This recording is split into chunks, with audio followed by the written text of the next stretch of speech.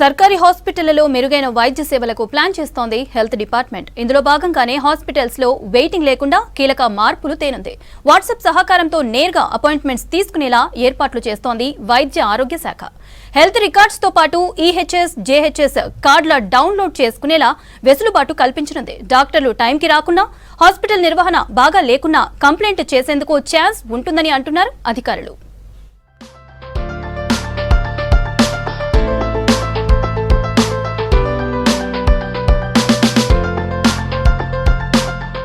ప్రభుత్వ హాస్పిటల్ కు వెళ్తే గంటల తరబడి క్యూ లైన్లలో నిలబడాల్సి ఉంటుంది. చాలా చోట్ల పొద్దున్నే వెళ్లి ఓపీ చిట్టి కోసం పడిగాపులు కాయక తప్పదు.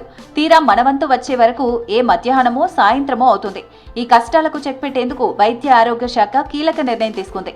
ప్రతి ఒక్కరూ తమ ఫోన్లలో వాడే వాట్సాప్ తోనే పలు రకాల వైద్య సేవలు అందించేందుకు సిద్ధమైంది. వాట్సాప్ చాట్ బాట్ తో ఓపీ, హెల్త్ రికార్డ్స్, హెల్త్ కార్డుల డౌన్లోడ్ వంటి సదుపాయాలను త్వరలోనే అందుబాటులోకి తేనుంది. ప్రత్యేకంగా ఒక ఫోన్ నెంబర్తో డిజిటల్ సేవలను ప్రారంభించేందుకు రాష్ట్ర ఆరోగ్యశ్రీ అధికారులు ఏర్పాట్లు చేస్తున్నారు.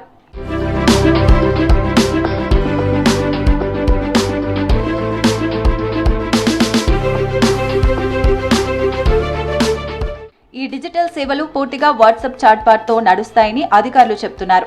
ప్రభుత్వం తీసుకొచ్చే నెంబర్కు మెసేజ్ చేయగానే తొలుత చాట్ బాట్ లో ఆయుష్మాన్ భారత్ ఐడి, ఆధార్ నెంబర్తో ఓటీపీ ఎంటర్ చేసి వెరిఫికేషన్ పూర్తి చేయాలి. వెంటనే సర్వీసులకు సంబంధించి చాట్ బాక్స్ లో రకరకాల ఆప్షన్లు వస్తాయి.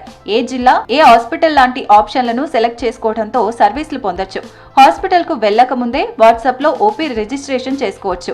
అలాగే పేషెంట్ల హెల్త్ రికార్డులు చూసుకోవడంతో పాటు ఈజీహెచ్, జేహెచ్ఎస్ వంటి హెల్త్ కార్డులను డౌన్లోడ్ చేసుకునే వెసులుబాటు ఉంటుందని అధికారులు అంటున్నారు.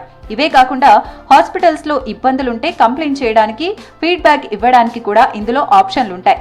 డాక్టర్లు టైంకు రాకున్నా, హాస్పిటల్ పరిసరాలు నీట్ గా లేకున్నా చాట్ బాట్ లో పేషెంట్లు తమ అభిప్రాయాలను చెప్పొచ్చని వైద్య ఆరోగ్య శాఖ అధికారులు వెల్లడించారు.